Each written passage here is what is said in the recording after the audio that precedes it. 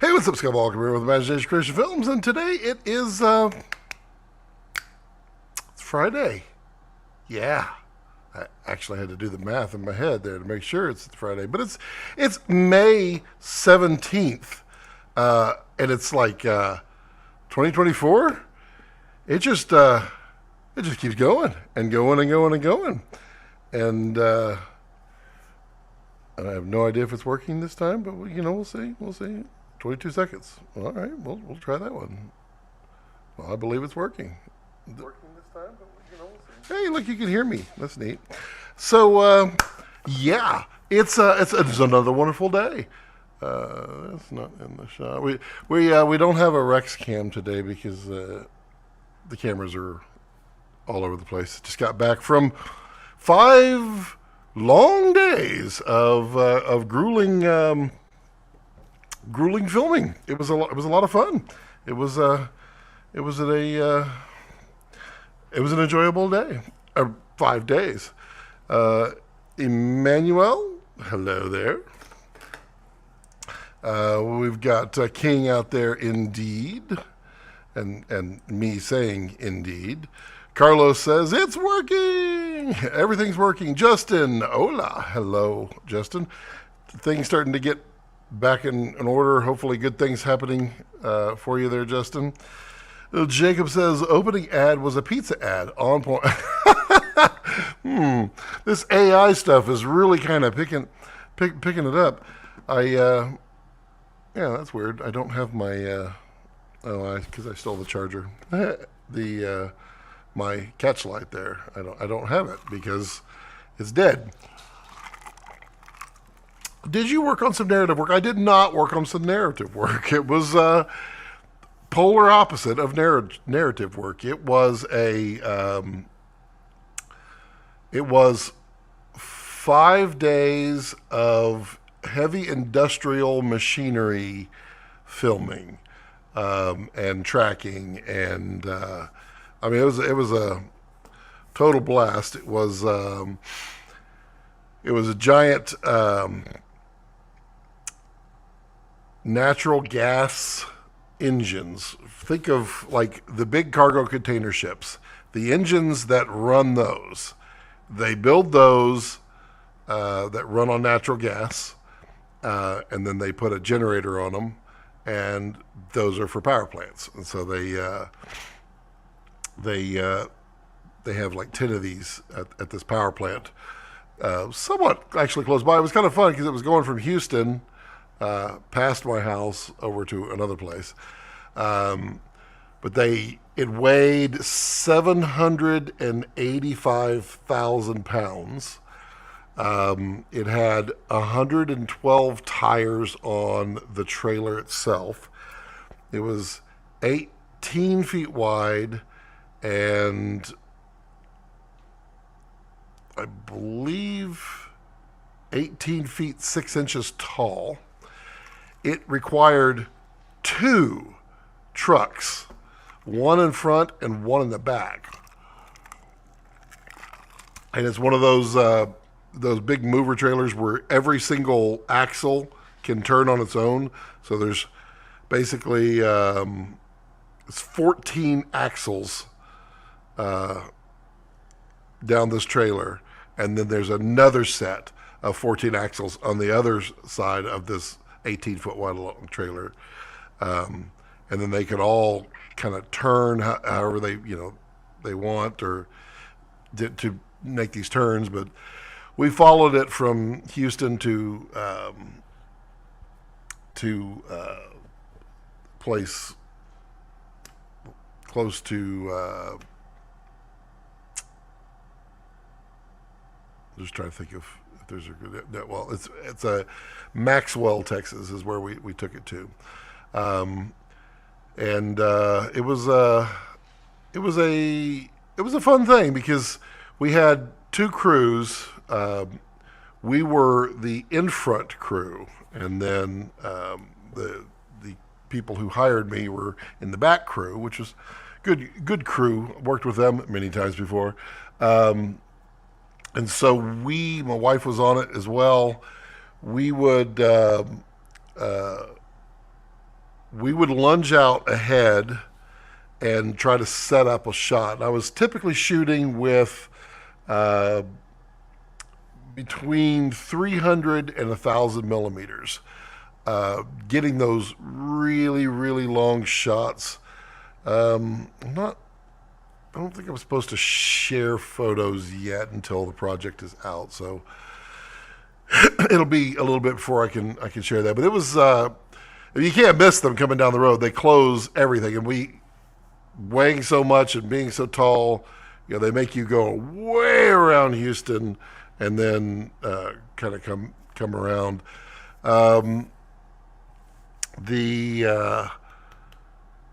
It's wild because they go between 35 and 45 miles an hour. The first team would go 45, the second one would go 35, but it's kind of amazing how fast that comes up on you. And when you're doing a large load like that, you don't get between the pilot truck and the load itself. And the pilot truck has the one of the sticks on top to know how tall it is. And then there are bucket trucks, because the buckets have to go over to the stoplights, including the poles, and they just lift them up so that the truck can fly under them. We had like 4 motorcycle cops. We had 4 bucket trucks, support truck, the primary van in the back, and then us in the front. And I mean, we would try to run up as fast as we can, not getting in the way of the bucket trucks and the first pilot, which is way up, trying to measure each line. And you don't even think about it, but like next time you get in your car and drive, look at every single line that crosses your road. It's not just a stoplight. It is there's a wire that goes from the power lines over here, and it has to go across over to here, and that sags and it's in the way, and they got to lift it up, and they got to check every single one, hundreds of these, as you go down the road. A lot of fun. Set up that shot, roll on it when they come around the corner. We would zoom ahead about 5 to 10 minutes at maximum legal speed, which would get us about 2.5 to 5 minutes ahead, so that we could set up, get everything ready to go, find the shot. I'm looking in the rearview mirror the whole time, looking at every shot.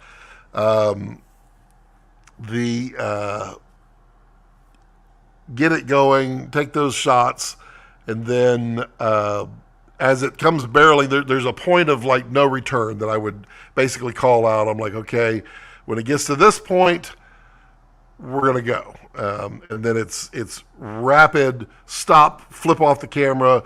Wife grabs the tripod, she throws it in the back, she slams the door, and we have to take off because we can't pull out. If the car passes us, we can't. We're stuck behind. And since it's as wide as the entire road in many roads, you can't necessarily ever get back around, so you kind of blow it. So that was our last 5 days, because you start at 6:30 in the morning and somewhere in the afternoon, because they don't want you in traffic, so to speak. But it was fun. I enjoyed it, and there's definitely things I want to do to my van to help me do that better in the future. Evening of the good there, Ollie. Just says, no new news on insurance other than they're reviewing the report by the insurance adjusters. Fun. Looks like they fixed Facebook. Yeah, they did. I just noticed, Jeff, I'm going to try this out. Rumble looks like it has a StreamYard, so to speak. They call it Rumble Studio. You can stream to Rumble and then go to YouTube, Facebook, LinkedIn, Twitch, and one other, but you can't go to Instagram. I don't know why. But you can do it all from there, and you can bring in like 9 other people. So it's free, And if that's the case, by golly, if it's 1080, then we're going to be rocking on that. Jacob says 14 axles. What? It's 14 axles on each side. I mean, it's trying to think here. What? Brandon's in Poland? I did not know that. That is a long way away. Let me think about what I can share. Let me pull this up. Make all kinds of noises. This goes here, and lots goes everywhere. Yes, I know. Thank you. Let me just see what I got that I can show.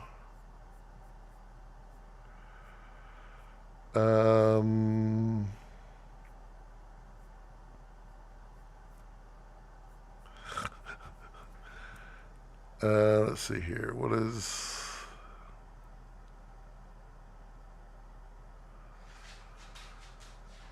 Yeah, I think I can show that. There's no reason I can't show that. That's not anything special. There. So that's the load right there. That's the primary truck. Well, that's the secondary truck. And you can see the giant blue load behind it. And the funny thing is, they can't do... so you're going down... You're going straight across a road, but there's a freeway in your way. You can't go under the freeway. So you have to go down the access road like 6 miles until there's a turnaround. And then you can turn around and come 6 miles back and then take a right-hand turn. But this rig can't do a U-turn. It's the weirdest thing. It has to go into it and go up like this way on the opposite flow of traffic. Then they reverse the trucks, and then they just drive straight down. It's a remarkable thing. Here's a closer look at one side of that trailer. It's a big son of a gun.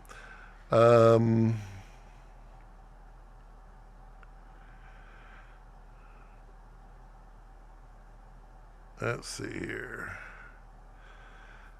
Here's a picture of me on the side of the road. Very dangerous. Got to be safe because you don't want to get hit. Because safety first, always. Here's a shot. So this would be a typical shot that I would like to get. You can see way down there. I'll show you what my shot actually looks like. That's what my shot actually looks like. You get all that lens compression in there at 1,000 millimeters, and you can see in that there's a bucket truck right here in the middle that's actually lifting a line. The load's not even in there yet. Let's see here's a prime example. So this is an example here of what I see versus what the camera sees. And it is, it's no joke. 1,000 millimeters is incredible. I do love it. That's about all of that. Okay, so let's go back to here. And Carlos says, to get it to the rail or get it to the destination. So it was getting it off of a cargo ship. They would load it from there onto the big trailer, and then we'd follow the trailer all the way. Although wife and I filmed all of the offload that was happening at the ship channel, and then going to the destination where they're building it. They haven't built the power plant yet. So they just got the engines there as they're getting all the pieces for their building it. Kind of wild. A Scott Keto to fit documentary would be cool. Tracking your process with some exercise and cooking B-roll would be a smash. I'm going to do that. We've talked about what to do on the cooking channel with being on keto. And I think the benefit is I can still make food. I just don't get to eat it. And I can make some keto stuff as well. So that'll be that. Felipe, hello. What's up? Hello. Hola. So you dodged the storms this week. We did not. Well, with the load, we dodged it amazingly because we would have been screwed because, man, did it wreak havoc. But it came straight through us here yesterday. I've got some video of it, well, a little bit of video. It was so, the rain was so hard. We got 2.5 inches in like 45 minutes. It was pretty big, but the trees were just,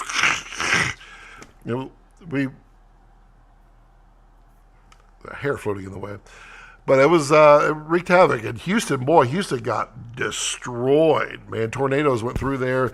You see those high tension power lines, the big giant ones, those were just folded over.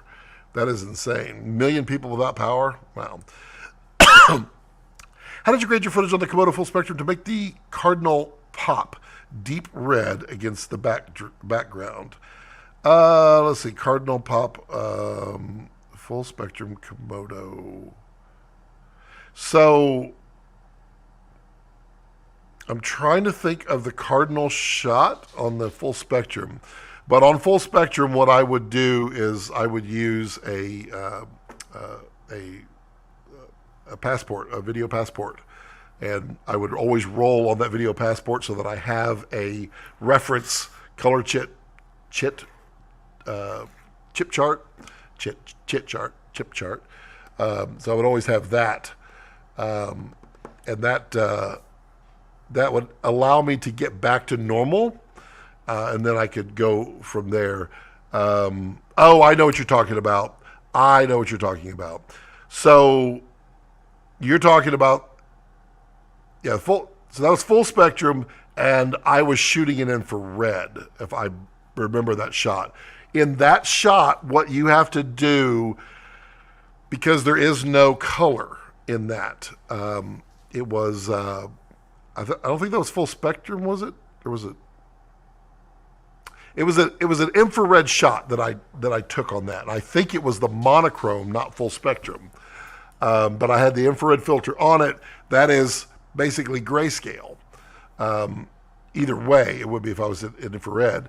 What I did on that is you can't see color, so you have to choose a color, or you have to choose a range. So in that case, I created a power window around that cardinal, and then I selected the gray range that the cardinal had, and then I colorized it. I mean, all of that infrared stuff, you have to colorize it. There is no color. So that purple sky with the yellow, or the yellow and purple, all of that was colorized. The leaves being yellow was all colorized by choosing areas and then choosing range. Would you stop, Rex? He's got itchy legs or something. What kind of comm systems did you use? I used the Hollyland. Used it quite a bit. Hollyland works really well, the headsets. Would you stop? Darren says, I'm still waiting for the first large budget feature film to be shot completely on solar and battery power, including food prep and transportation to and from the set location. I hear you, Darren. I wanted to try to do something like that. The real problem that I see, and I don't know what it's going to take to change this, but studios, production companies, rental houses, none of them are really on board with this because they bought lights. Tungsten lights. Studios own tons and tons of tungsten lights, and they're going to use them because they need to continue to get value out of them. So to throw them away and go electric or with LED or what have you, they just don't care. as someone put it to me, studios are silly. They'll use a 10K light to light a hallway for people to walk through, and it's true. They will. So if you think about the amount of power it would require to run this, it's well beyond the capability of any electrical system at this point. I mean, you're talking 400 kilowatt generators that are on set for feature films. That's like bringing in those Tesla those Tesla battery, the ones for the grid. That's that wouldn't last. Then how are you going to charge it?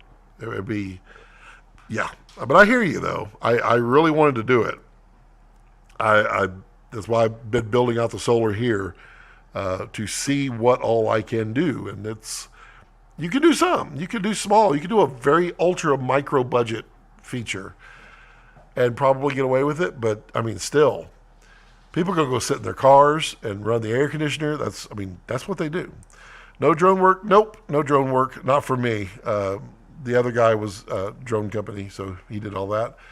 Man, sounds rad. It was. Yep. I'm here shooting BTS. Very interesting, Brandon. Wow. You get all the cool jobs. Still haven't serenaded Kessler. We'll do now. All right, Jacob. Brandon. Hey, Habuda.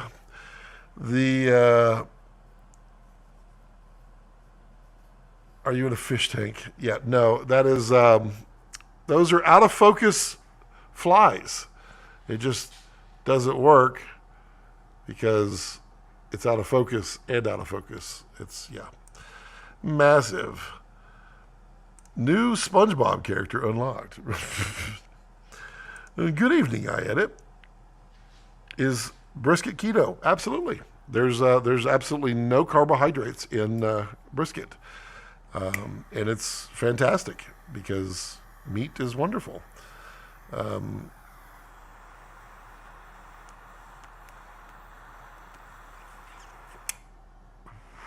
There's no carbs in props either. We need a Scott breakdown on new Fujis and R1. Has so much speculation. The new Fuji looks interesting. I'm assuming you're talking about the 102 FS, I believe it is. The R1 is rather interesting. I'm waiting on some people to explain themselves to me as to why it's not as far along as they told me it was, and we'll see how that goes. We do have a lot on the channel. Last week was kind of a wash with work, thank God. But hey, Chancellor, how are you? We are back at it now, so we've got tons of reviews. We do have another camera to review. This one is kind of cool. I've played with it a little bit, getting used to it because it's a completely different thing. But the new Red, the Nikon Z8, we're reviewing this bad boy right here, 8K 60 RAW. Fun times ahead. We'll have a lot on that. I want to kick off with the Nikon, and then two Canons. Kind of what Kofi does, where he says he wants to make 10 videos on each, and I kind of want to do that. I want to kind of make a bunch, full review video, but then also a bunch of tips and tricks and kind of ongoing stuff on that. We'll see. Yeah, the R1 was a weird announcement. Very, very weird. Was on set yesterday when Pterodex and Hollylands were used. Connectivity issues were a nightmare. Pterodex has got a problem lately with their 4Ks for sure. Hello, other Brandon out there. Good to say, hey, did you see this? Did you see this, Brandon? Yeah. Let's see here. I don't think those two like each other. They do not. They, in fact, conflict. on purpose, I'm pretty sure. What did I miss? Well, quite a bit. We solved world peace, and then we came up with 12 ways to destroy it. So world peace is back on the table. Um, Robert says, "Yeah, WTF up."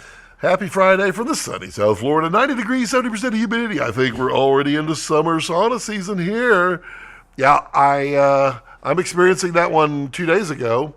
On the road right now. So, well, actually, the sun did come out finally. My solar got to charge up. We're like 62 degrees this morning. Got mosquitoes yet? I bet he does. And we got them here. We're in a weird season. We don't normally get mosquitoes, but right now it's been wet and kind of continuously moist, and yeah, we got mosquitoes. That kind of sucks. I bet you they have them in Florida. Oh, let's go. Yeah. There are people starting to talk about the possible Z9 Mark II. I mean, there will be one. Don't get me wrong.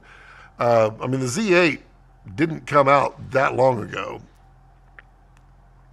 I guess in camera terms, it's been a century. The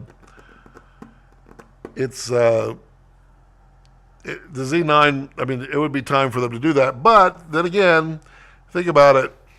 If they're going to incorporate anything from Red of any kind, it's going to take time. Internal RAW on the Nikon, yes, I edit. It shoots in RAW, and it's actually pretty good. I've been playing with it a little bit. There's a lot to learn on this because it's actually a pretty powerful camera. It's got a lot of functionality. 8.3K, up to 60 frames per second. In RAW, which is 12-bit RAW.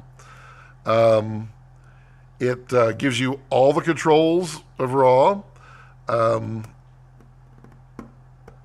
It's not 16-bit RAW, but it's 12-bit RAW. And that may change in the future. Who knows?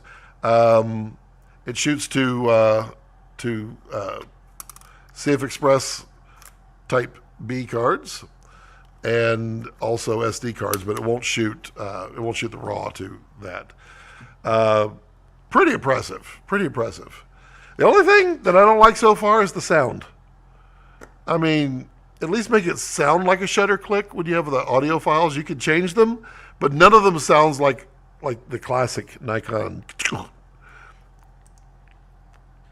Cinegear this year, I really, really, really want to. But the only way I'm going to get to is if I get paid here really soon, like in the next week. I'm not sure about that, but God, it would be nice if I could. King says, I wonder how great you are able to match footage with your Komodo X and Komodo OG. That's something we will actually be finding out. And, like I said, I don't do comparisons on reviews. So the review will be about the camera. And also we'll be reviewing the 24 to 70 2.8 as well as the 85 1.2.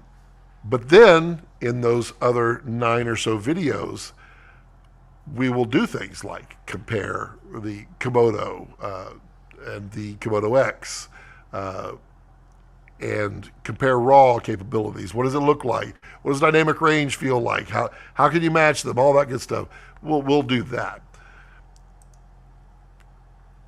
When is everyone getting into town for Cinegear? Usually Wednesday or Thursday, James, is when everybody does it. I was looking at, I think, Thursday. But again, it's 100% based upon if I can get paid. It hasn't been too buggy here in the marina, but we're about a half mile from inlet, so we're moving. Yep, moving water. Yeah, moving water they don't like. What drives a new camera purchase from a photographer's perspective? What are the key non-video considerations? Honestly, Michael, what drives it for me is a capability that I don't have that I do need. Sometimes it's things that we want, and if there's enough wants, we do that. for photography side, to me, dynamic range and resolution are two big factors for me when it comes to the stills side of it. Um, to me, I think a 45 megapixel camera. My timeline just catching up with me here. 45 megapixel camera is a great starting point. I think everything below that, for me, is it will do, but it's not what I need / want. A lot of want in there. Then as far as moving from that, your specific question is what drives a new camera purchase from a photographer. So in that case, it is something you don't have, something you need, something you really, really, really, really want, or the market shifts. For instance, you're a DSLR and the market moves to mirrorless, so now you move to mirrorless. That could drive it.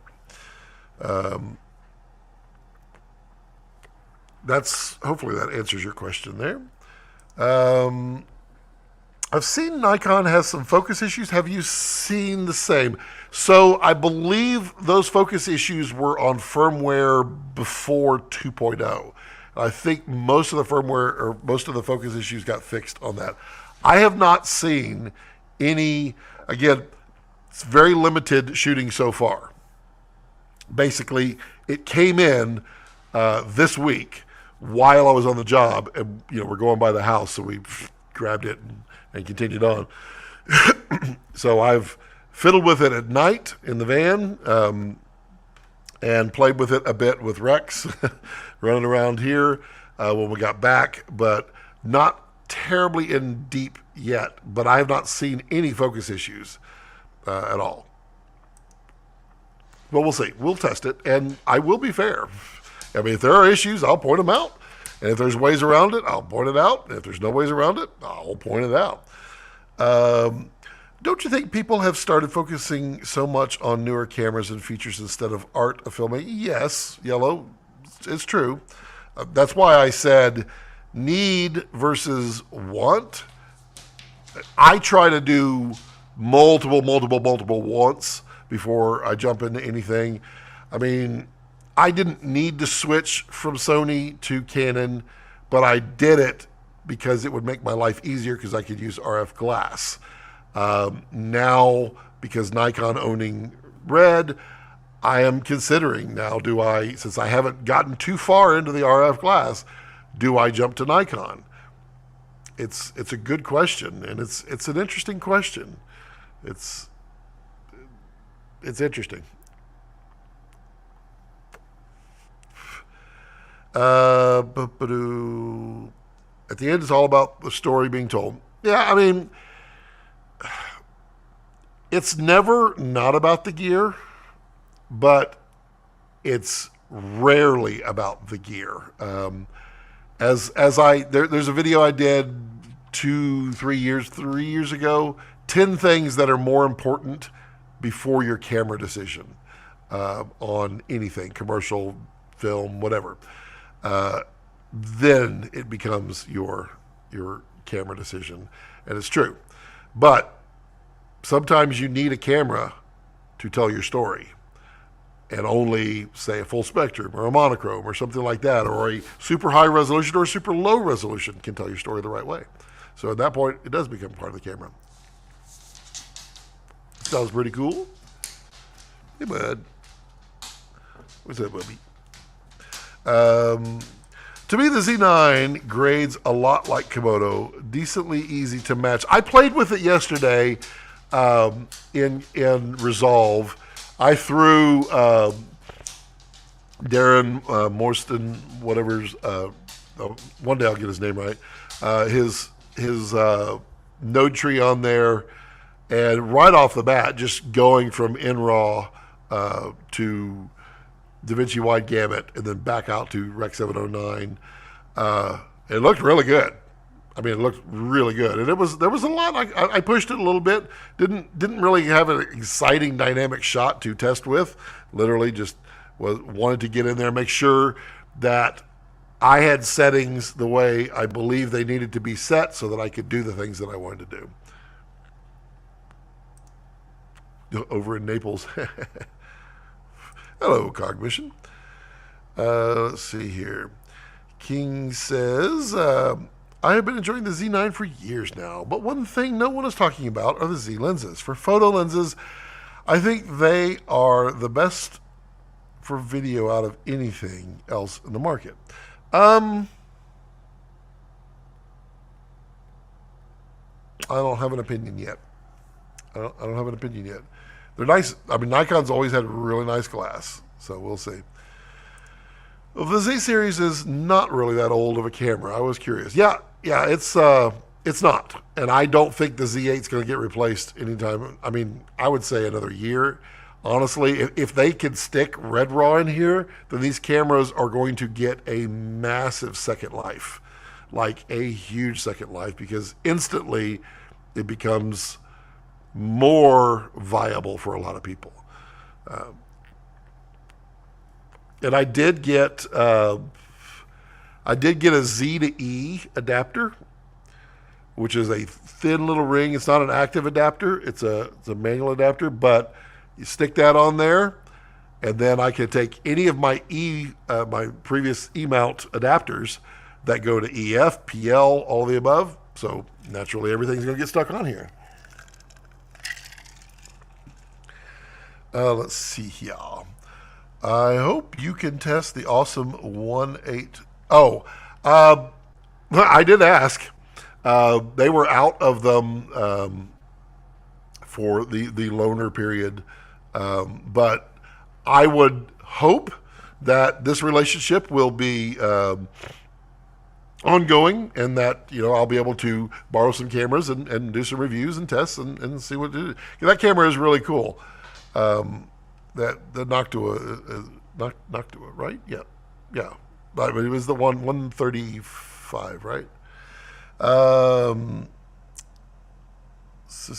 Rock. You were right about the Canon camera coming out. Really looking forward to the cinema camera coming next. Oh, they're coming. They're coming. It's just the secrecy on the R1. It's just weird. It's really, really, really weird how they're doing that. R5.2 coming rapidly. Back when we were investing in primes, the market woke up one day and decided zooms were speedier to work with. Well, so Robert, I think a lot of it too is there's now really fast and quality zooms. I don't mind a zoom at all. I mean, to me, like the Sigmas have been incredible. The 1835, the 50-100, even with all their faults, because they're 1/8. I mean, they're really fast and sharp glass. So there's a lot you can do with them, and you could basically portrait with them. 1/8 is a little on the high end of upper end of what you consider portraiture, but I mean, it's nice.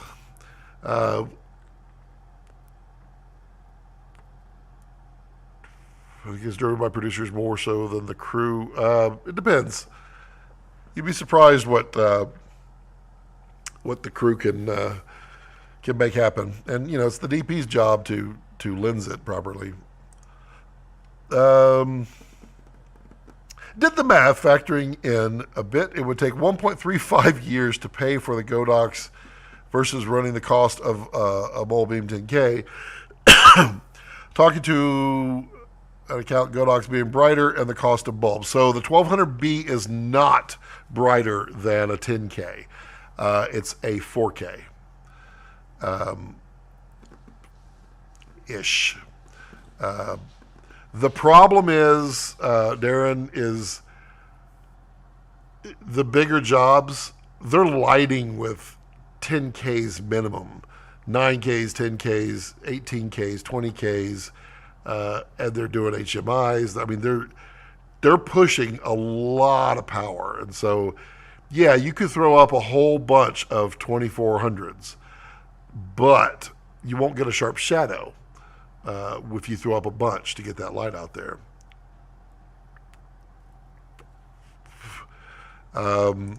Assuming 5-day, 8-hour work weeks. And that's also another problem, Darren. It's not 8 hours. It's 12.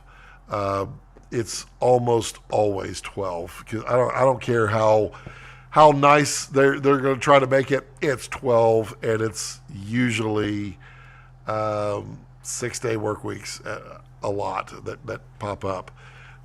With the 12-hour work days, and you got to set up ahead of time, and you're lighting ahead of time, and the lights come down afterwards, you could be 14 hours into a day, which means everything you're charging has to come in the potential 4 hours that you get of sun, depending on where you are. Then there's the other problem. The darker it is outside, the more light you need. So if it's a cloudy, overcast day and they want it to look like sun, they're now using more lights, and you are not recharging. So the very first time that your battery runs out, I mean, there's not a director on the planet that's going to allow that to ever happen again. So, like I say, it's tough. Nikon's, yeah, they are. Their Z mounts are pretty sparse right now, but they're working on them. You can tell they're filling them in, and I think there's an excellent opportunity here. And I don't know that they're doing this, but my tie-ins with Nikon are like this, so I'm not getting quite the intel that we used to get from them. But they're now focusing into cinema, and they don't have any cinema glass. So there's an opportunity here to create cinema first glass that gets adapted backwards to photo glass. That's a good win in some cases. There's going to be some situations that's not preferable, but surprisingly enough, yeah. Darren has a great YouTube channel on color. He really does. I really like him. His node tree, it really changed how I color and how my footage looks. I get really pleased with something, and then I'll try something new because you just don't know what you don't know. And when I went to his,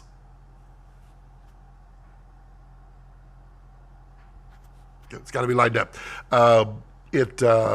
It changed the color. It made it look better, and I love it. Cox says, what are the considerations, and why do people use photography RF lenses on a cinema camera, or are people talking about cinema lenses when they talk about getting RF glass? So there's a lot of considerations. Sometimes it's just cost. Like one of the main lenses I was using the last 5 days was the RF 100 to 500 Canon, mainly because I could put a doubler on it, the 2X on it, and reach 1,000 millimeters, and it's sharp, like sharp. I mean, you saw you saw a shot of the screen, but it's sharp. It's an incredibly powerful lens. So in that case, I could take a $2,400 lens and use it to do that purpose.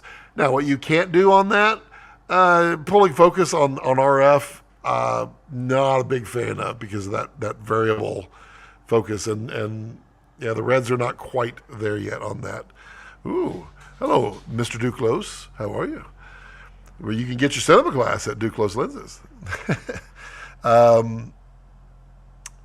People talking about cinema lenses when they talk about getting RF. So the beauty also is that there's now so much affordable cinema glass that is of a very good quality that you get a lot of chit chat. So what is your main goal? Are you photography and video? So do you want to share glass, and are you primarily one over the other? Does one trump the other? you have to take all these considerations in when you're choosing. So yeah, it can have a play in there. I've heard Nikkor lenses. Oh, they are. There's no question. I have, like I said, I owned Nikon since 1992, and only switched in 2000 and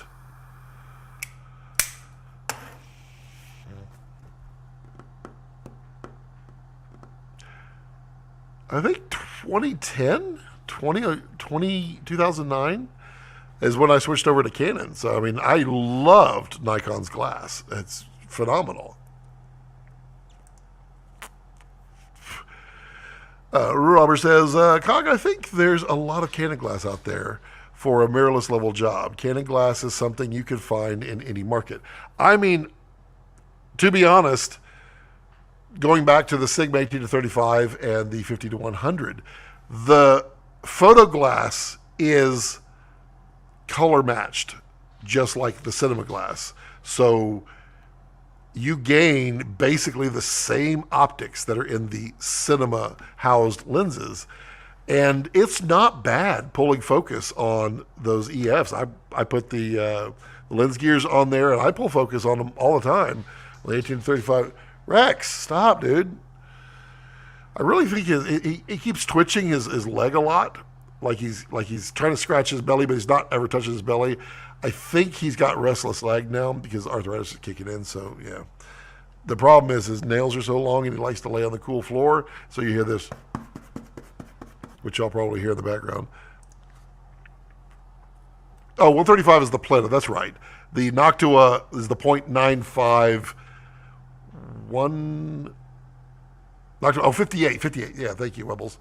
Yeah, and it's also manual focus too. So you get .95 and you're at manual focus. So it's it's all you. Yeah, I had asked for the Plena 118.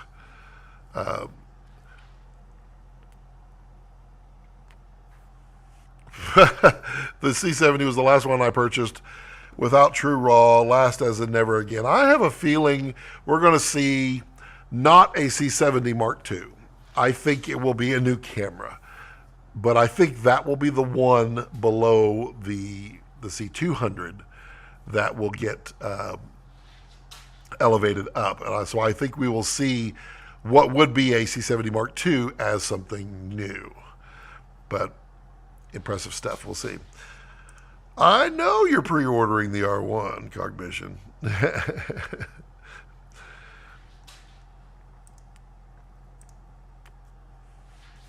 I will not be triggered. I will not be triggered. I will not be triggered. Yes, you will. You will. Also, the new zooms are lighter as well, encouraging new interest. Yeah, I mean, you look at those Laowa Ranger Super 35s. Those things they're like this big, and they're super compact. They're really quite capable for Super 35. It's for Super 35. They're really quite capable for the value of the money. Yep. Darren says, I really enjoy the Nightwalkers. I am a Sigma owner on the 1835 and 50 to 100. Played with the Nightwalkers, and they are so good. I wish they had an EF or PF. Well, they can't because they're designed mirrorless. You got to think about it. When you're designing mirrorless, you could build short because the optics are right next to the sensor, so you don't have to project as big. So your elements are all smaller on those. So there's no real way to take a mirrorless designed lens and adapt it to a DSLR throat on there. So yeah, that's never really going to happen. And in fact, if you look at some lenses, for instance, you can adapt, obviously we know, like a DSLR to a mirrorless. If you look at the 18 to 35, if you see the E-mount version of that, you can see they just extend the throat out on it to get to the mirrorless, and then they do a few tweaks in there to get the optics right. But yeah, that's it. Are there any news on what the new Canon C400 specs may have? No, I have not heard anything on that. Only thing I heard was one between the 500 and the 300, and then one below the 200. And between the 3 and the 5, if you do the math on that one, you're not going to come out with something that is, it's going to be better than the 300. And the fact that it's newer, it's probably going to be better than the 500. So the 500 is probably going to be kind of sidelined. So yeah. Hello from Greece. Hello, Gregory. And I see you over there from the Instagrams too. Well, thank you for being a channel member as well. Tyler says, Scott, have you used any of the old Reds? I have never shot on them. Never. There's some great deals on them on eBay. The 18 to 50 T3 can be bought for $1,100. That is pretty affordable. The one I always wanted on eBay was that Cook 20 to 100 or Cook 20 to 120. I think it was. They used to be really affordable. And then everybody went to PL again. And now they're just through the roof. Happy Friday, Gregory. Let's see here. Unless it's an R3 2. No, I don't think you're going to see an R3 2. I think the R3. Who was it? Somebody was talking about it. Jared Poland, maybe, saying that what if the R3 was actually supposed to be the R1, but they decided they could push the R1 further, and so they just named it the R3 as an interim, because the R3 is a completely different sensor and capable camera over any of the other Rs. I have no idea. That. Letters and characters and things. Have you compared the OLED? They're the same. DSMC2 and DSMC3 EVF OLEDs are the same. The difference is there's a little bit of tweaking that went into the DSMC3 version, which gave them a little bit more. I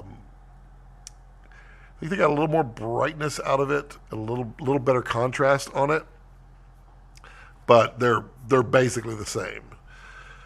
Well, that makes the payoff 50% faster.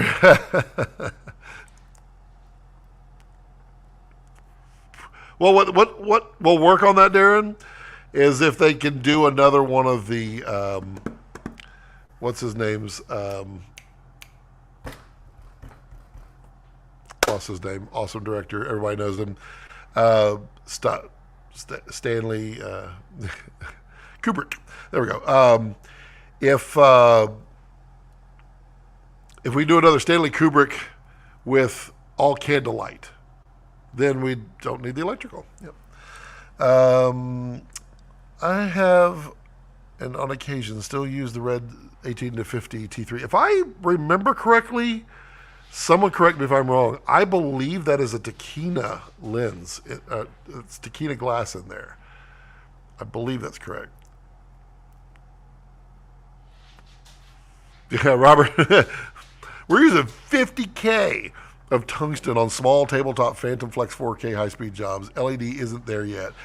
But I do love LED everywhere else. Oh, I mean, once they can get there. I mean, have you ever tried the Mole 20K LED, Robert? It's they have. I don't know if they sell them. They have it, and it's a big mole, and it has like an LED cob in there. It's like that big. I just don't know if it is available or what, because I never see them. But I know they made it because I've seen it. But in my pre-order now, unpopular opinion probably, I love being a PA. Honestly, there's nothing wrong with that, Jacob. It is the easiest and fastest way. Well, I don't know about easy, but to figure out what you want to do in the film industry, because you can quickly align with different roles in the PAs. And I mean, it's super helpful. Always be helpful. Never sit down. Always ask if there's something you can do and get it done quickly. That's the best way to be a PA and get out of it. Cognition, you got links. Yes, thank you, King. Yes, please use my B&H photo links. I would greatly appreciate it. So we are streaming to 1, 2, 3, 4, 5, 6, 7 different streaming platforms now. Woo-wee! We got the Facebook, LinkedIn, YouTube, Twitch, Twitter, X, Instagram, and Rumble. I think Canon will chicken out and rename it R2. No, I don't think so. It's definitely the R1. They've already named. Oh, you're talking about a new R3 or let's do the R1. They could do the A1. They couldn't commit. No, they've definitely committed now because they did their little announcement 2 days ago. What would be shocking camera release from Red? What would knock your socks off? What I would look for next from Red that would knock my socks off would be a 8K Komodo that is 20 to 25% smaller in all directions. So right now it's like a 4-inch cube, I think. So if it was 3¼ inches or 3 inches cube, just barely big enough for the mount, I guess would be probably the limiting factor. An 8K Komodo would be a knock your socks off kind of thing. We know they could do it because they have the Raptor X. The question is, and it's full frame too, is that a full frame Komodo would be pretty good. I'm very, very impressed with Komodo X. I mean, it just all around in every possible way is such a delightful camera, and capable. Komodo X. I don't know what they want to do because I feel like they want to keep Komodo in a class that is different from Raptor, and it's fair. But yeah, I mean, I'm a resolution and dynamic range junkie. Is what I love the most. So you give me more resolution and more dynamic range, it's going to knock my socks off. It just is. It's just the way it is. Great deal, nice range. Yep. Hopefully they stick to it. Plus, let's see what the competitors come up with if they decide to steal some thunder. Yeah, you know Sony's do. And maybe Canon knows just enough to do things. Because, you know, some stuff is hardware limited, some stuff is firmware limited. And it's a lot easier to develop firmware before firmware is out there because the risks versus reward. In other words, if you're developing firmware for a product that's not released yet, you can afford to mess up a few cameras. So you can push the envelope in what it's capable of doing, so to speak. If there's thousands upon thousands of cameras, you don't mess up the firmware. Shooting stills on the cine glass is enjoyable because it slows down the process. That is, Carlos, is definitely something that I have changed over the years because I used to be a spray and pray kind of guy. When I went digital, I was like, oh, finally, I can get some photos and one of them will be good, versus trying to be thoughtful. But now I have evolved quite a bit I don't have that 1/3 just perfect eye, but I know how to throw out the trash before I put the camera up to my eyes. So I am definitely being more purposeful, and I can agree with you. There's a joy and enjoyment on manually pulling focus and getting that shot just the way you want. Because sometimes digital can work against you. And I'm still waiting. Still waiting. Somebody's going to make a film back for a digital camera. It's going to happen. It's going to be awesome. Well, there is so much lens choices now. 15 years ago, when the red R1 was, the market was fighting. No kidding. Yeah, I mean, when the Chinese entered the market with new designs, it honestly changed filmmaking as like a paradigm shift, which also in turn pushed forward cameras. Is truly amazing. Resolution causes optics to be better because they have to resolve it. Yeah, there's so many things there. Carlos slash Scott, that was an interesting take.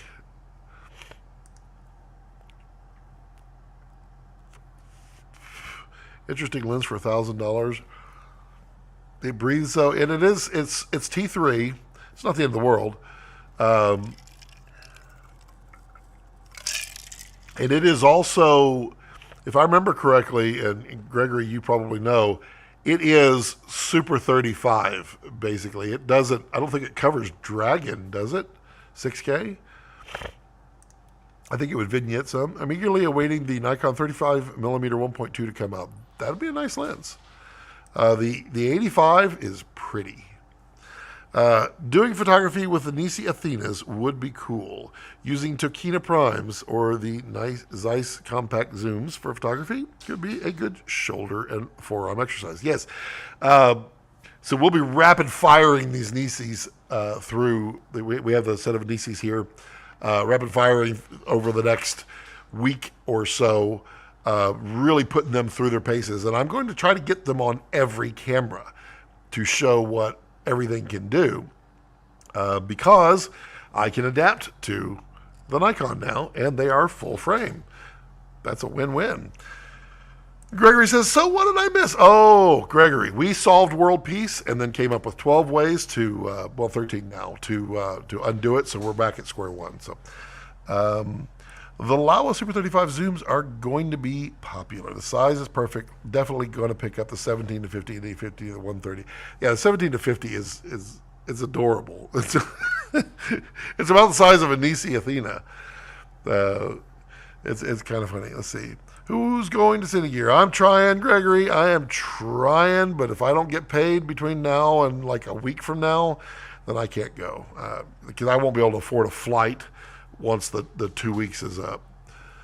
But I really want to. I have the option. Well, I don't know if I still do, but I had the option of working the Kessler booth, which Kessler's going to be there with Mutiny.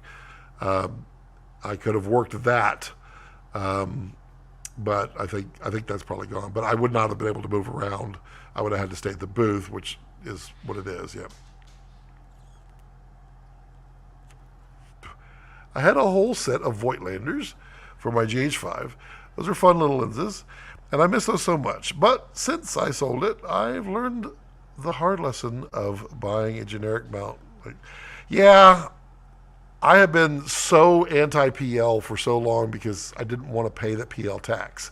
Now it's like, screw it, I want PL. Hey, Great House, what's up? Have you shot any projects on the V-Raptor 80 ELQ? Did you notice anything glaring during the grade? Yeah, ELQ, I would not shoot anything except for talking head social media, or if you are really, really needing to compress, because there is a very noticeable, I mean, it's not very noticeable, but it is noticeable. There's some detail loss in there.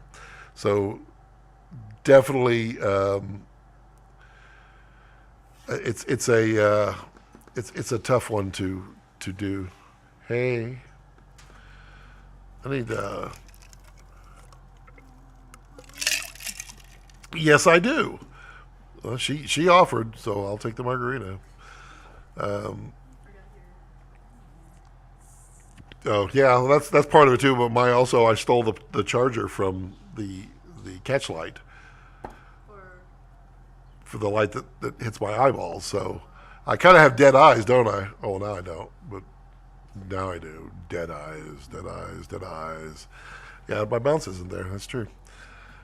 Um, yeah, Stephen, if it's for a client, I don't shoot ELQ. I really don't. Uh, I have shot it a few times here and there. I did some wildlife with ELQ, and I was where I was and the surroundings, a lot of trees and such. I was not as I was wishing I had shot it in LQ versus ELQ. So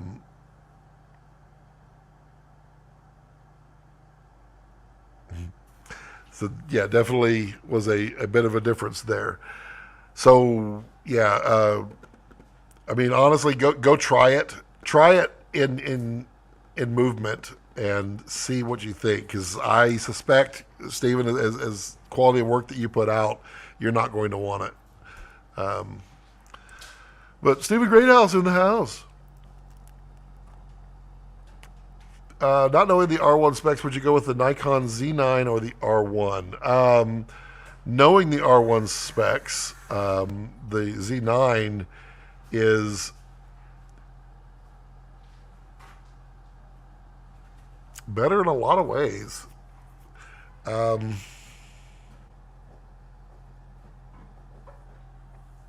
we'll see. We'll see how it goes. Z9 is good, but it is the oldest of their new cameras. But I don't think, like I was saying earlier, if they put Red Raw in these, there's going to be a second wind massive in sales. I wish I could. Carlos says the R3 feels like it has some strong digital sharpening to make it appear as more contrast. Am I looking at it from a slanted perspective? The R3 has a very good dynamic range. It's like way better. I will pause it before we go into the margarita blend mode. I'll mute it. Um, the I don't think I've noticed that, Carlos, on it. R3 produces a very pretty image, just lower resolution, and I hate to sound like a snob, but I think 45 megapixels is the minimum that I would buy today. And I have just bought two Canons that I'm really not, other than, well, they're fine cameras, but I miss the resolution. I've had 45 megapixel cameras for the last like 6 years, 7 years. I've had the R2 or R2, the Sony A7 R2, and then the R3. And both of those, I mean, you miss it. You miss being able to pull it. I'll be there. I never sit down as a PA, and you're a good PA there, Jacob. You're a good PA. My teams love me. Perfect. My feet don't. Yeah, I know. I mean, PA's best used on the youth and the young, and then yeah. Talk amongst yourselves for one brief moment while I mute this.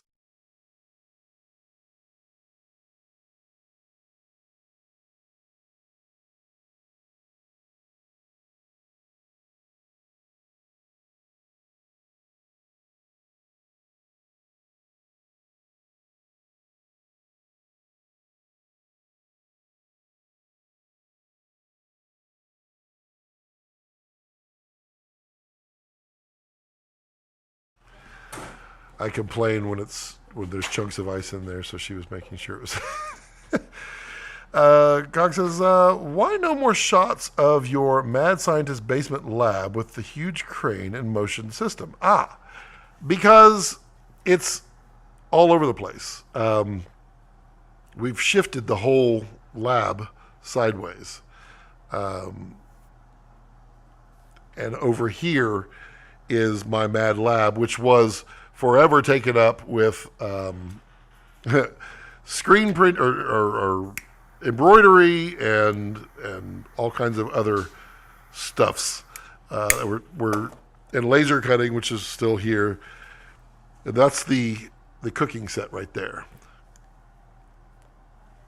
So one makes the other go forward. What? Did you find straws?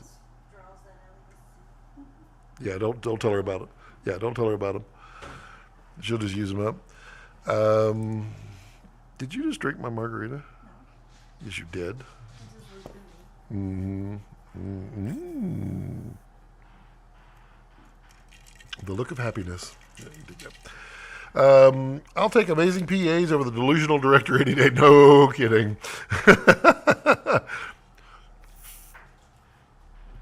I mean, you can tell the PAs that want to be there and that want to do something else because they do it. They do it without asking. They get it done, and those are the best. I love 8K, or would love an 8K VistaVision Komodo. Yeah, I wonder. I wonder if they would do that. I know it's probably possible now, but would they? I would like to think they would. Simon, hello, Simon. I was a medium format, I want a medium format, I'm sure. Well, I don't know. Maybe Simon, maybe you were a medium format Komodo. I don't know. Yeah, you, in your previous life or in your parallel dimension, you could be, yeah. Dude, Carlos, if they did that, it would be incredible. And they probably can. But again, it comes down to why they didn't before. There's no glass, and no one's asking for it. The Alexa 65 surprisingly doesn't get shot on that much. People typically wanting to shoot film. And, they are usually directors who have the ability to say, I'm shooting on film. We will see what Blackmagic's 17K, air quotes, cinema camera does. When it comes out, if a bunch of people buy it, then a bunch of glass is going to show up, and then magically, good things. I mean, quite honestly, Carlos, I think Hasselblad and Fuji both have the ability right now. I don't know what's holding them up. Maybe they just not their market. But if they were to enable some full frame,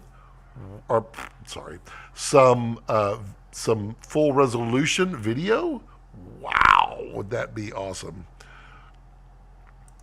Even if it was 24 frames a second maximum, and it could only shoot for 30 seconds, people would be lining up to buy that camera to create shots that were 10 seconds long. I know I would.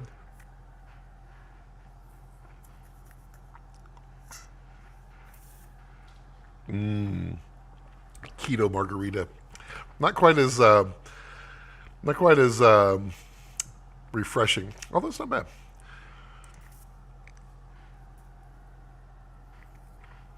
It is an incredibly, and it's an abused position, sadly.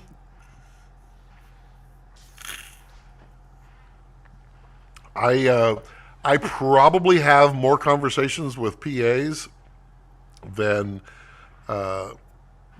most people on set. I mean, I'm not a talker, if you haven't noticed.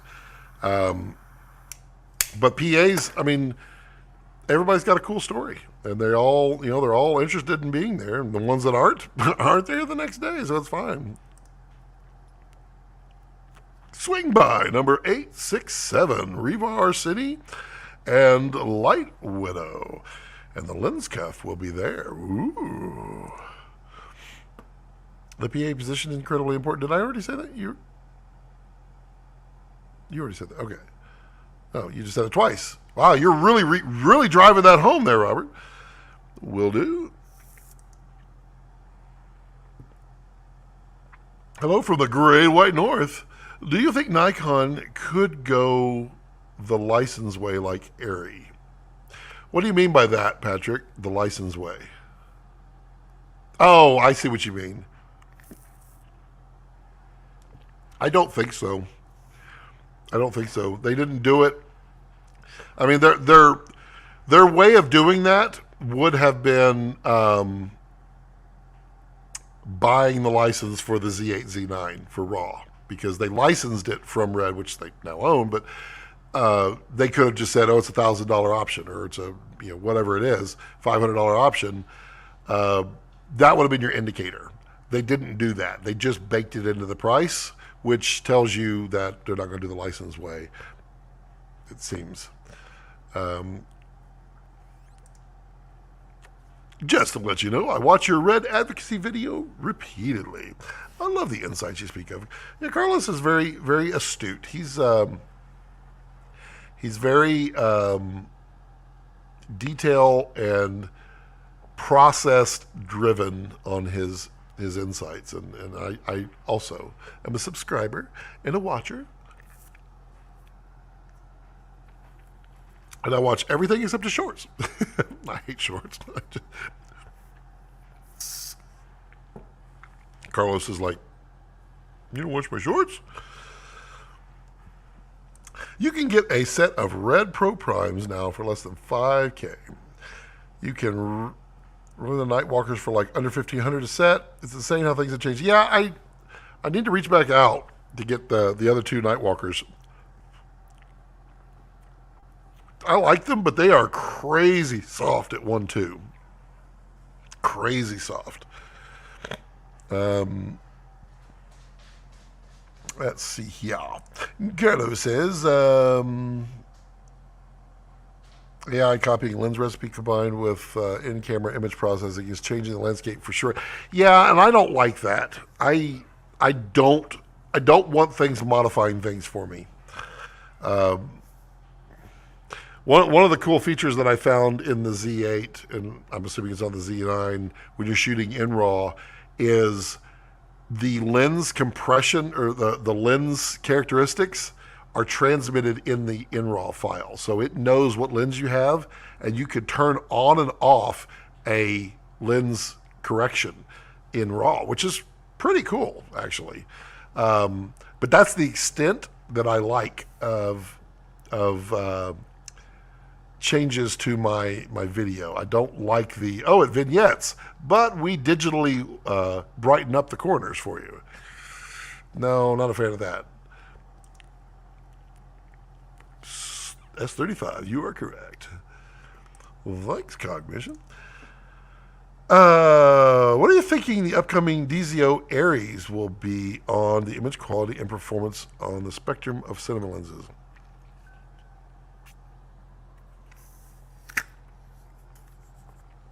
I think they're going to be very good.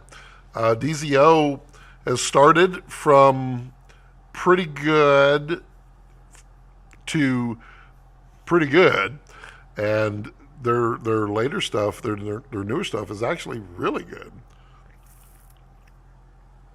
So once you get the feel for what people like and don't like, it makes it a lot easier to build new stuff. Here comes the long phrases. Frazzle syntax. Frazzle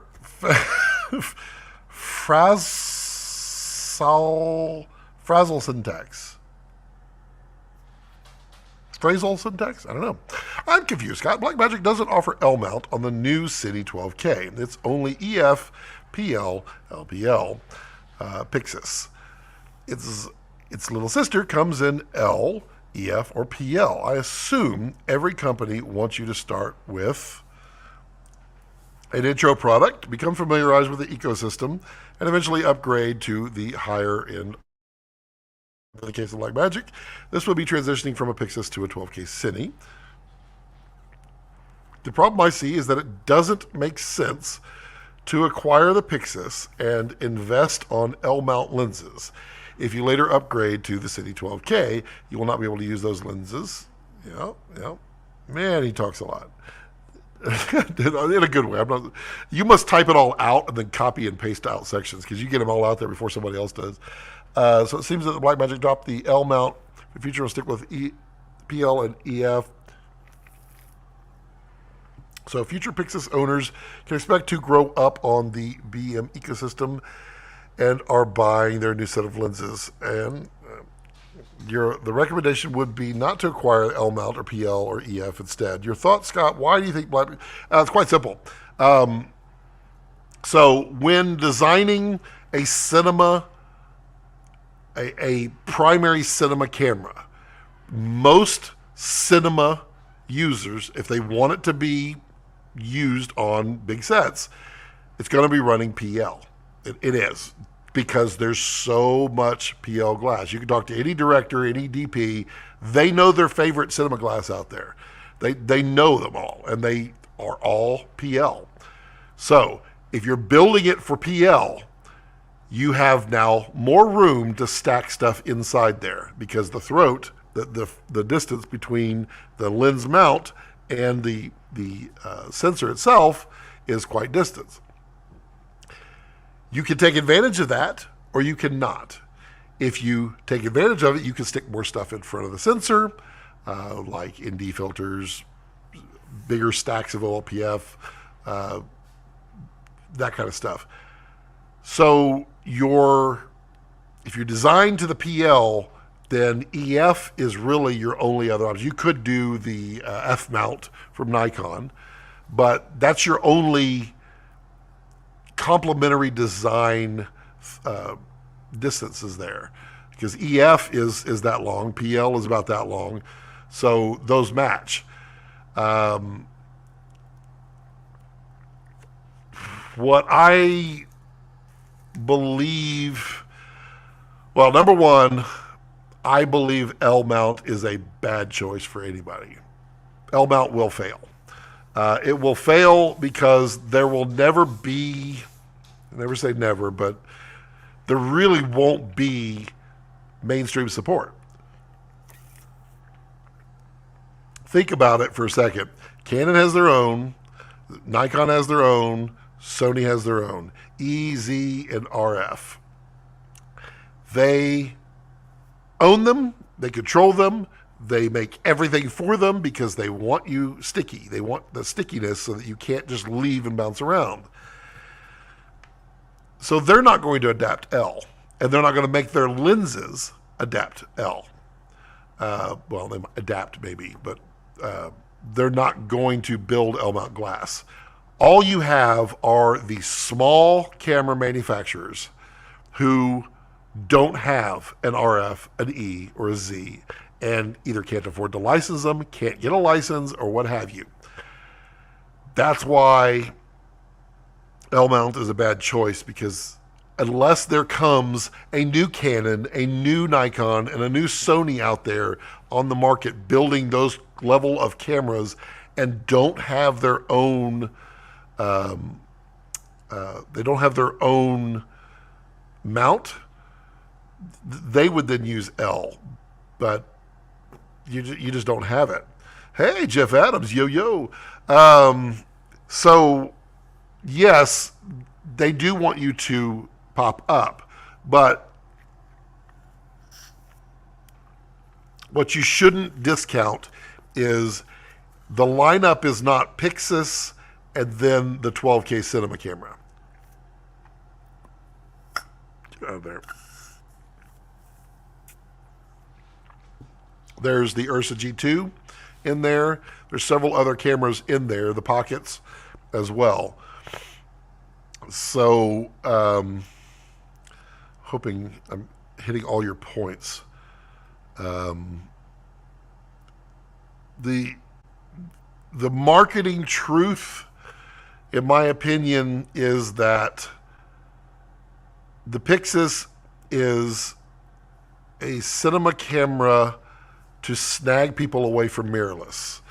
And it's a entry level. I think they're trying it because that 13 stop sensor is just kind of okay. I've got a lot of friends that own them and they shoot them and their stuff looks great, but it's a pretty limited sensor and they keep reusing it, or the design thereof.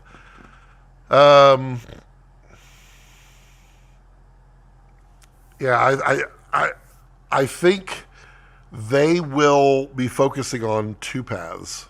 One is snag away the mirrorless, and the other is we want to be in the cinema market, the high end market. The high end market's going to be PL or getting you to PL as cheaply as possible, and the low end market can be whatever they want. They have played a lot,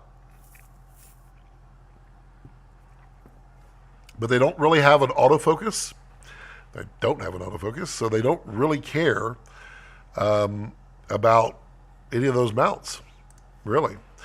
What are you going to do? Not take a margarita? Exactly. I mean, she offers, and I'm like, please, no, I do not enjoy margaritas. Unthinkable. Any productions still using the Panasonic LT or EVA? I had heard of one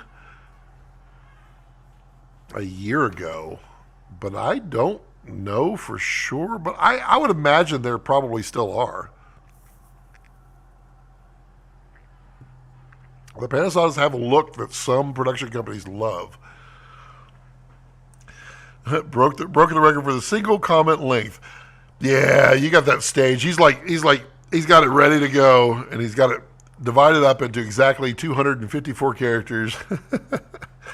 ELQ is great for low detail situations or low budget. Yep.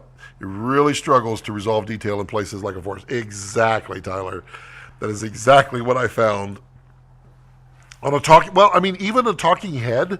So I did ELQ on my talking heads here, and I had so much detail in here that I was not impressed with that.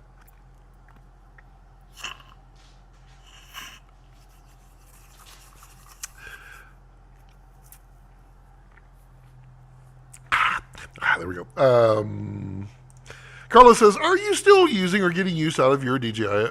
Yes, I am. And I just got something yesterday that I had won. The Mauve Max, the one for the DJI OP3. So I'll be doing a review on that one because that was kind of cool. I didn't expect to win that.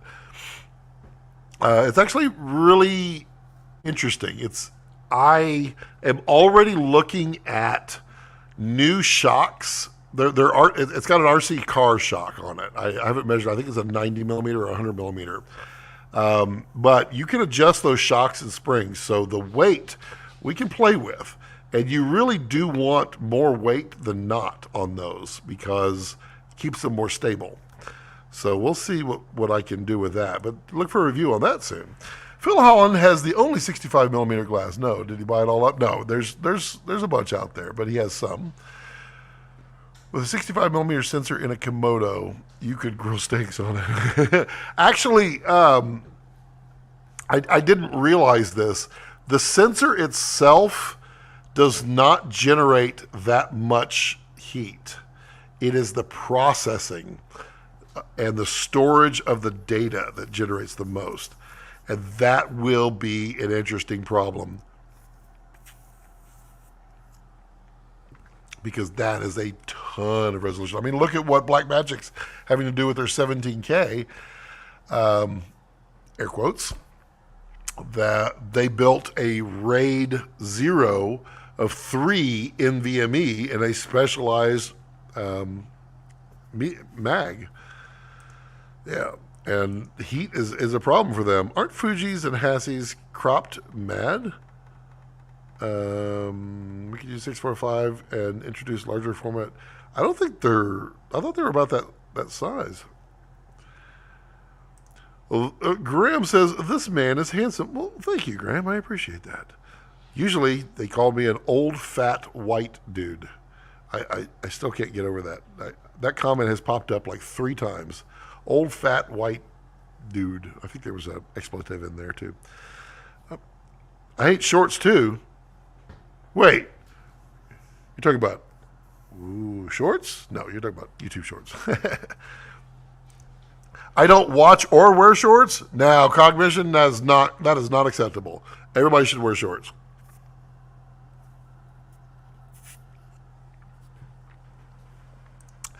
Cog says, do other cities have a version of Chicago Hinge?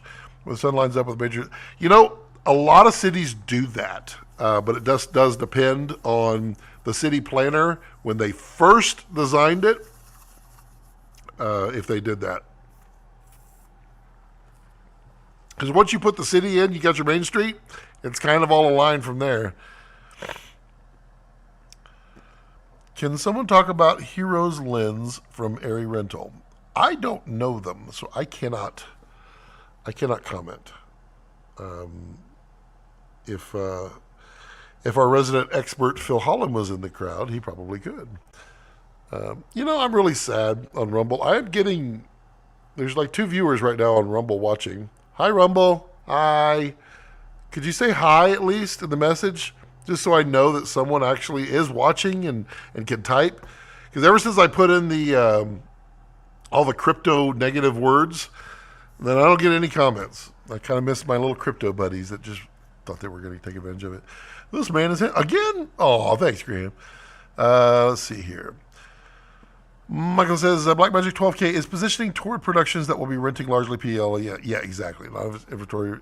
Yeah, there's not, and there's never will be. L-Mount has Leica behind it though.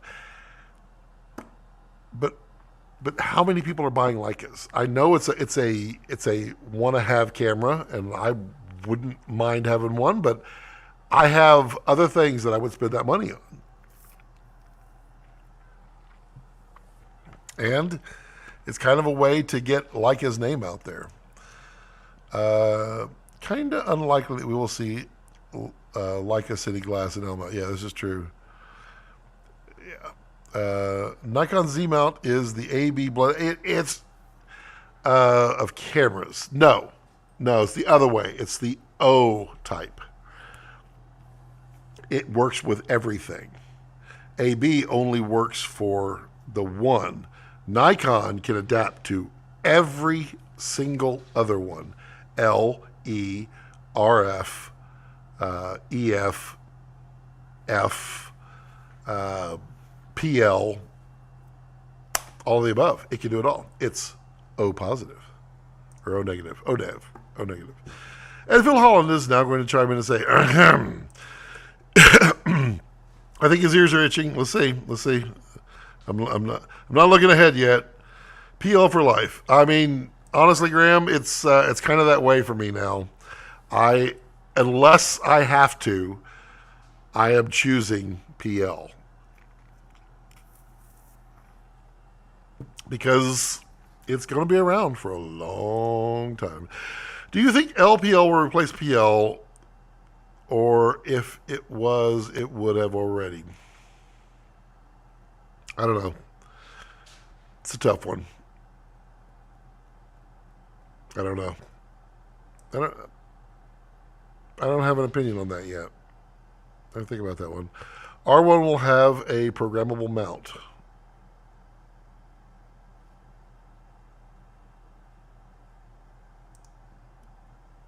I'm not sure about that.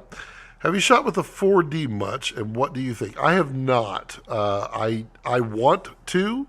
I actively asked DJI several times to loan me one. I said, I don't need to keep it. I just want to use it for a few weeks and see what I can do. A lot of people really like it, so I would be interested in trying that. I would like to. It's a funky design. It's a funky design, but it does its thing. James says, I'm waiting for the brain freeze. I don't get brain freezes as much as I get a throat freeze now.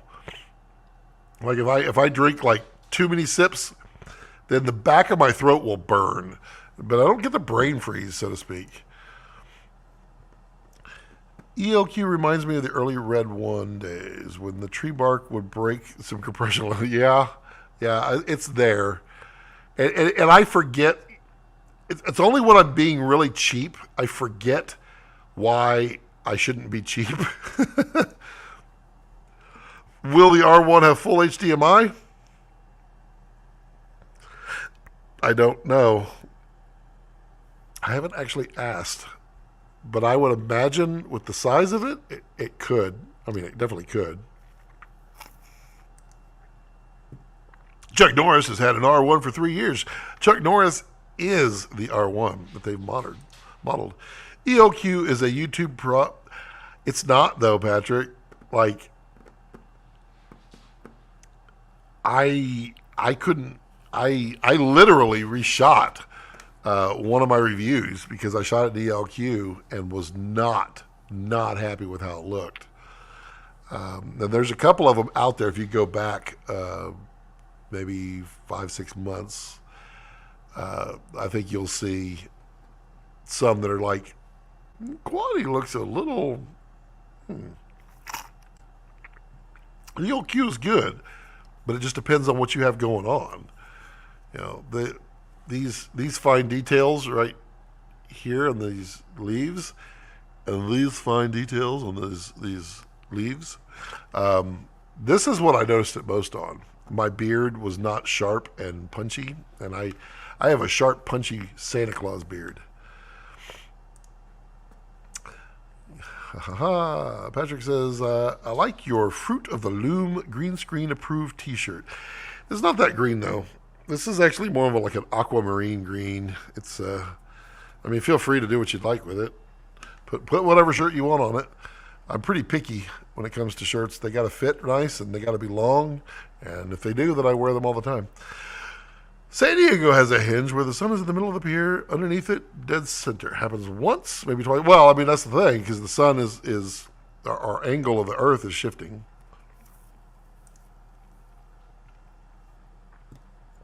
Yeah, the data weight of a 65 millimeter sensor on a Komodo would possibly offset the cost of the camera. No, the files would not be small, nor could they fit on a Safe Express Type B. Nor there's a lot, but wouldn't it be cool?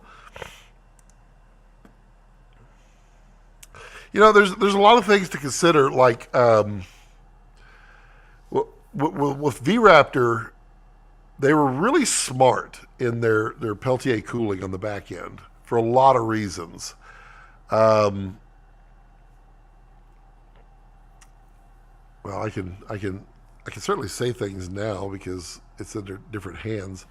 So you may not know this, but the V-Raptors, they all have Peltier coolers behind the sensor, which means you rarely have to black shade. It can tolerate massive shifts in temperature. So if you're inside at 70 degrees and you go outside and it's 85 in the sun, you don't have to re-black shade, because that Peltier could just offset. Now, what I had asked about and received a response was, Peltiers are used in astrophotography to cool the sensor way down. The cooler the sensor is, the less noise it generates. Self-noise. Chroma noise. So with a Peltier cooler on a V-Raptor, it is possible they would just need to firmware it. It is possible to ultra cool that sensor down, say, 40, 50 degrees below ambient, maybe even more, and get a very, very low light capable sensor. That's where it's not something, because I had heard this was possible, and now that it's somebody else, I can kind of say that. But that's the genius of it. They could control that black shade level a lot. Well, they could keep it within the range very easily. But then you could get even lower noise out of a V-Raptor. Oh, yeah. Hey, what do you think of the extended highlight mode on the Raptor X? I think it's really cool. I think it needs a little bit of help. But, I mean, as long as you know its current limitations and don't move the camera accordingly on those scenes that you need the extended highlights, golden. I love it. I have begged and pleaded for it to appear on Komodo X. It is not going to appear on Komodo X, not even a light version. I ran Raptor and XL on my last Netflix film. I loved it. The X was not out yet, but I'm interested in the highlight mode if it's usable in there. It is. There is still a little. If you remember, Graham, on DSFC 2, with the it would be HDRX. So HDRX mode, if you pan the camera really fast or even medium speed, you would get some kind of weird artifacting that would occur. That does still happen on extended highlights, but it's very fixable with firmware on Raptor X. It's nowhere near the level that's there because, as I understand with Raptor X, they're going forward and backward in frames, like 10 frames, to fix that data, to keep the ghosting out. But it is still there. So if you pan the camera really fast, you'll see it. But, you know, you don't need to run extended highlights all the time. You only need to run it when you need the extended highlights. And when you have it, whew, it's pretty good. And it's in its infancy. It's in the very... Hey, Ruffled Clam, how are you? Haven't seen you since August. Hope you're doing well out there on the West Coast. Hope been following you on the Instagrams and enjoying your photos here and there. Miss seeing you. Forgot to mention, got the Nightwalker 1675. Dude, Gregory, tell him to reach out to me. I have emailed him and everything, and I get nothing. I know that he knows that maybe I need to get on WhatsApp. I just don't want to because, man, I mean, he knows who I am. Weight plus inertial stability in any moving object. Yup. An object in motion tends to stay in motion.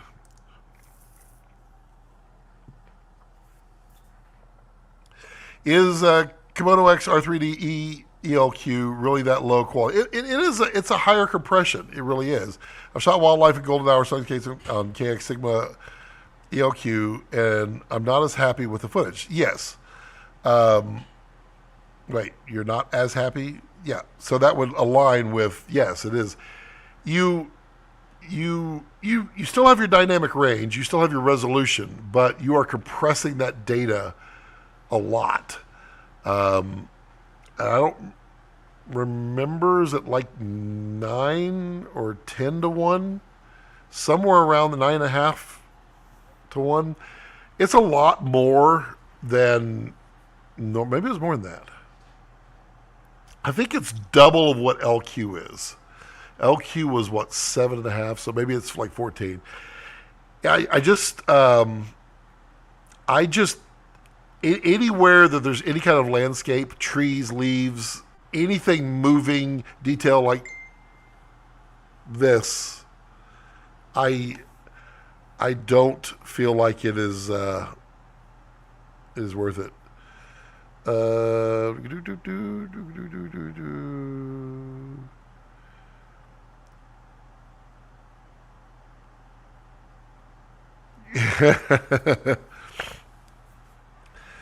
Call me, Graham. I'm available. Yeah, you're right. It is bright. Just messages. It is really cool. It doubles your data rate. Just talking about ELQ, or not, I'm sorry, extended highlights. It doubles your data rate, but just turn it on when you need it.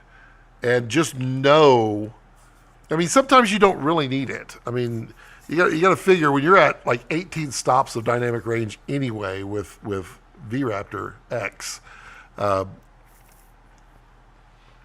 it's better than V-Raptor just by itself. Then you can go up to like a little over 20 with the extended highlights. 18 stops is monumental. And, you know, we've all shot down in 10 stops. We've all shot in 12 stops of dynamic range. So we may do. We don't always have to have it. I would say the biggest benefit, honestly, with Raptor X over Raptor is global shutter. Man, you talk about wanting to bring back a film look to something. Global shutter in 8K, Vista Vision, yeah, massive win. And like I said, Raptor X is in its infancy, and they will absolutely continue to do firmware updates to it. EOQ, yep. For the Super 35, yep. Wouldn't the open chassis be a challenge for supercooling the sensor with a Peltier cooler? No, because what they do is the Peltier is attached to the backplane of the sensor itself, and then they seal around the Peltier and they put the heat sink on the outside. And a Peltier can go either direction. You reverse the polarity and it'll heat or cool. So it can do either. And they can seal around a Peltier. It's nothing. I mean, Peltier coolers have been around for a long time, and they're very cool at what they do. They're just really bad at condensation, which is why the sensor side is sealed so that no condensation. If you don't mind the extra data, you can always shoot with extended highlights, expose as you would for normal shooting, and have the extended highlights as a safety net. And that's correct. And you can turn them off in post. You are burning through double the data, and you're having your frame rates. But you can uncheck the box in post, and you don't have any of that ghosting. And the ghosting, it really isn't that bad, but unless you do that pan, it is. Here's a secret. Nikon's deep pockets will be used to develop a parallel global shutter sensor, which will shoot extended highlights simultaneously. Shh. I mean, Red's already working on it. I mean, it takes 2 years to bring the sensor that they've designed out of production. So just think about what they're doing right now.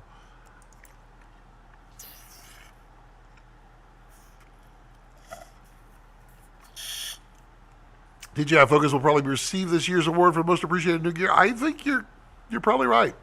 I think they've done really, really well with that. What they came up with. We all saw it when we saw it the first time when they had it incorporated into the 4D.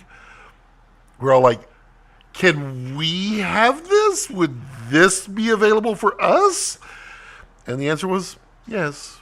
Yes, it will. What is the next runner-up for most appreciated new gear?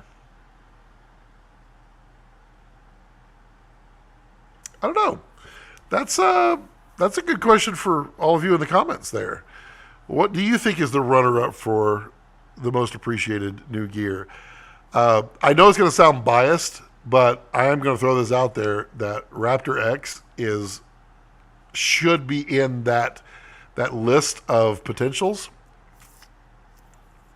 There is no other sensor like it, and it's phenomenal. What other would be most appreciated new gear? I think these 2400 watt cob lights, 2600 watt cob lights, I think are probably in there as well on the list, because with a 2400 watt LED, it changes things a bit. You're still on house power, but now you can really bring in the sun into the windows. That's kind of impressive. What compression scheme is it based on ELQ? So it's a different one, and I don't think it's public. If you go, yeah, it's a different one, and it is a slightly variable compression now. So if it's 7.5, it's between 7 and 8. It will vary a little bit, but it's a little different now. For documentary shooters, where you may not know what's going to pop in your field of view, extended highlights is super useful. That's true. And for nature, I think for nature, extended highlights is going to be incredible because you literally have a freaking lion laying in the darkest, shadiest spot in the middle of the African field, the desert, or not, they're not in the desert, they're in the big fields in bright daylight, and you'll be able to achieve it all.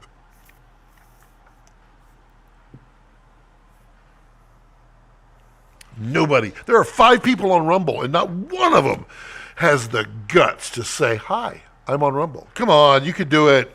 Just type your message. Just say hi. I've shot wildlife with the same setup as you, but at HQ. The shots came out pretty good. I don't shoot HQ much at all. I will shoot MQ and LQ. LQ for me, MQ for clients. But HQ, that's a lot. Well, thanks for that Peltier explanation. Yeah, Cog, you can buy them on Amazon, and they're a lot of fun to play with. They literally are a simple device. They generate heat on one side and cold on the other. If you reverse the polarity, they do the opposite. Fun story was when I was in Houston working at ABC, we put a weather station up on top of the Astrodome, which I had to get up there, which is fun for someone with fear of heights. And we had to have a full-blown computer in there for the weather data and the camera. And we're like, oh my God, this is going to be like 600 degrees on top of the Astrodome in the Houston sun. And I said, let's do a Peltier cooler because we could only run just single power. Is all we had. We couldn't do air conditioning. So we put a Peltier in there, a really big one. It's like a 345 watt Peltier, about this big, huge heat sink. Put it in there. Hello, James. Yeah, we already talked about stuff. And we had out there the thing that I just forgot about, but we did talk about here just earlier, was the moisture. It causes condensation to appear on the cold side in Houston if it's not completely sealed, which our boxes were not completely sealed. We needed airflow in there. So we ended up just pouring water onto the computer. It was pretty amazing. We had to build a metal channel that would capture the condensation drips and throw it outside. It was wild. I got a Peltier cooler in my water dispenser tower. That's actually true. The new DJI wireless follow focus looks promising. Indeed it do. Nikon has been working for many years on sensors with global shutter and has recently filed patents on a new technology. Really? I had not seen that. But what I would suspect, Felipe, is they own Red now, and Red knows how to do it in multiple flavors. So I suspect, hello, Mr. Diamond. How are you, sir? I suspect that Nikon will greatly love the sensor designers from Red because they know how to global shutter like crazy. What are your average run times on the Komodo X V-mount batteries? Komodo X,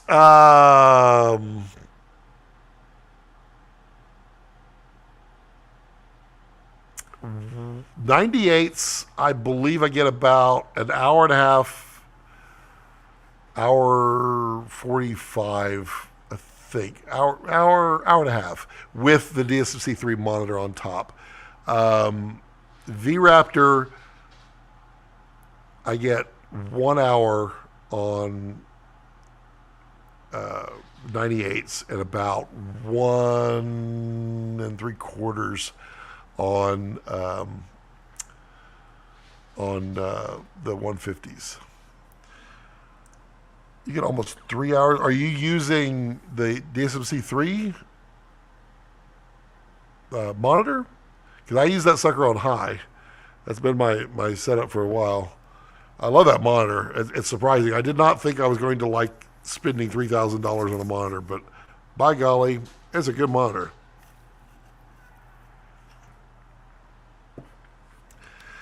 By golly. By golly. Rex, what are you doing, dude? Wow. I blasted through all the comments. Man, sometimes I get so far behind I forget what time zone I'm in. So definitely lots of reviews coming up. Um, Probably try to get like the first Nikon video out here very soon. But I've got to get all these lenses done because they all want them back before Cinegear, which is 3 weeks away. So yeah. How do you hot swap V mounts on Komodo X or Raptor? Well, if you're going to hot swap on V Raptor, you can plug in the power supply. Komodo X, you can plug in the power supply, and then you can hot swap. If you don't have the power supply with you, you can buy the blade from Core, which has two on there, so you can put them opposed and put that on the back as a V-mount adapter, and then you can have two, and then you can do one at a time. No, the battery just runs the Komodo X. No, on Komodo X, it powers the monitor as well if you're running the DSMC3 monitor. Komodo only powers with Komodo. Komodo is only powered the power supply with the power cable. Yep. Michael says, I am still envious of the USB-C expansion port on the 2X2 Civic Express on the Pixis. Yeah, we'll be interested to see what happens there. Power cable with a second or technically third V-mount works too. Power cable to DTAP, I mean. You can do that too. You can do that. You can use it into the power port and plug it into your new battery. Take your new battery, pop it in there, and then unplug it. You can do that. The Mutiny stuff has DTAP ports. You could do that as well. Uh-oh. Got an iceberg in here.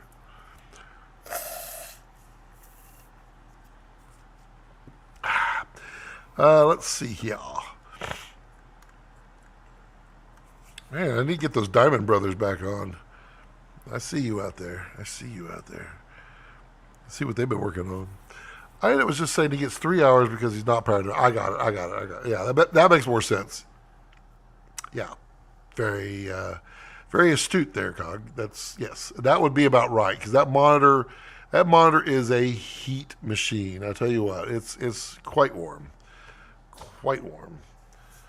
All right. So we're running up here, getting close towards the end. Oh, thank you, Michael. Have a wonderful afternoon, evening, night, morning, whatever it is.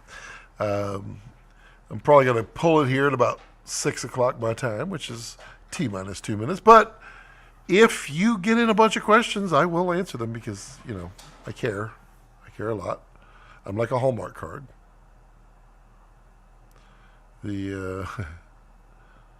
Oh, good. I'm live on my YouTube. Anything else I'm missing? Boop-a-doo. No. What? Yeah, I know. What is this? View security alerts. New login. Okay. Thank you. It was me. Super helpful.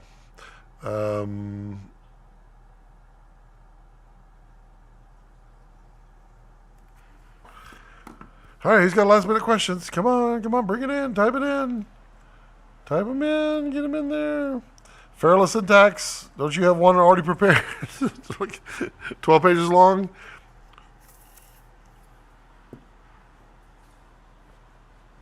It's 81 degrees outside. Man, we were swimming the other night right after we got back from the job. It was nice. It was a little cool in the water, but, doable. And then we got 62 degrees last night. So, yeah, that pool's going to be cold. What are your thoughts on AI in place of movie producers? No. I don't want to. That's not a place that I think AI is good at. It's not a place that I feel like AI is useful at. Now, I wouldn't mind if movie producers would stop being so movie producery. I own the EcoFlow Delta as well. Pretty sweet for powering a red while on sticks. Oh yeah, yeah, it'll power that sucker for a long time. That is for sure a great thing to have for wildlife shooters. Bill, hey Bill, I have some fun stuff regarding Logic Pro 11 and stem splitting coming your way. Ooh, interesting. Interesting. Are you putting that on your channel, Bill, or are you just sending them to me privately? Let's see. Do you get an extra half hour with that EcoFlow? Yes, Cognition, you get an extra half an hour, and another extra half an hour, and then another extra half an hour.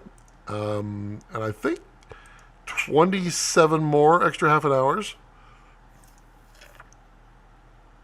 Maybe 4 or 5,000 extra half an hours.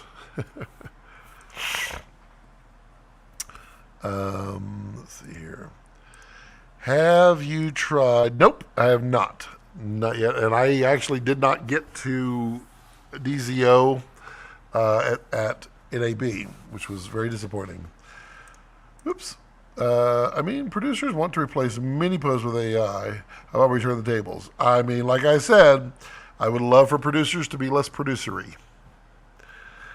Producers are always about, how do I make more money on this by not paying more money?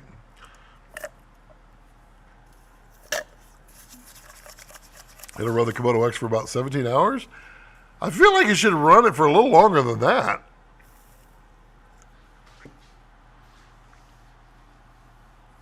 Hell, it runs a lot of stuff. Yeah, I'll have to try that one. LOL. All right, folks. Well, it's that time. It's a wonderful time. 17 days, maybe. Yep.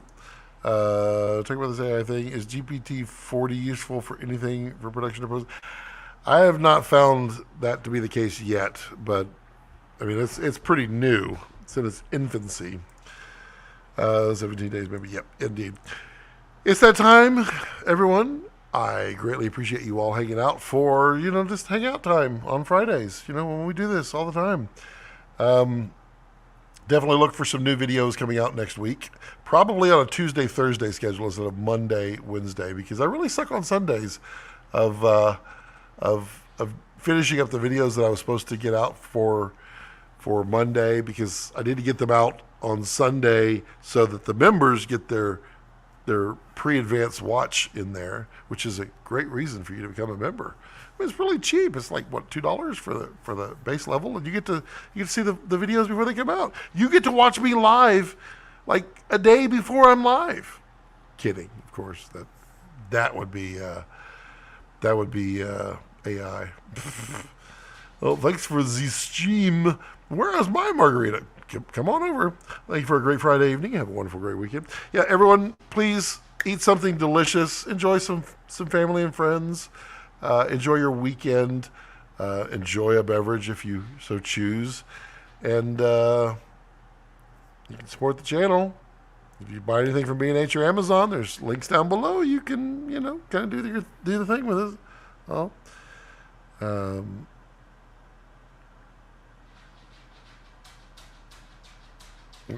and yeah, as always, as I like to leave it, don't let your passions center around your life. Let your life center around your passions. Bye-bye. EcoFlow Delta isn't the flagship system. Yeah, it's true. I mean, they have a bunch of them, but it's the one that was best adapted for Aputure. Have a great weekend, everyone. Bye, everyone.